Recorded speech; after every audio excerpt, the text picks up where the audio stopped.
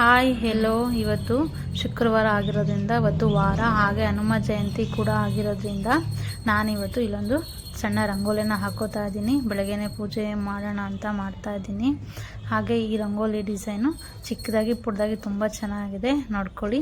ಈ ವಿಡಿಯೋ ನೋಡ್ತಾ ಇರೋ ಎಲ್ಲರಿಗೂ ಹನುಮ ಜಯಂತಿಯ ಶುಭಾಶಯಗಳು. ಹಾಗೆ ಹನುಮಂತನಿಗೆ ಇರೋ ಶಕ್ತಿ, ಯುಕ್ತಿ, ಅವನಲ್ಲಿರೋ ಏಕಾಗ್ರತೆ ನಮ್ಮೆಲ್ಲ ಮಕ್ಕಳಲ್ಲೂ ಬರಲಿ ಅಂತ ನಾನು ಆ ಹನುಮನಲ್ಲಿ ಕೇಳ್ಕೊತೀನಿ. ಹಾಗೆ ಇವತ್ತು ಪೂಜೆ ಕೆಲಸನ ಎಲ್ಲದನ್ನು ಮುಗಿಸಿ ಇವತ್ತು ನಮ್ಮ ಮಾವನವರ ಹುಟ್ಟಿದ ದಿನ ಆಗಿದೆ. ಆದರೆ ಅವರು ನಮ್ಮ ಜೊತೆಯಲ್ಲಿಲ್ಲ.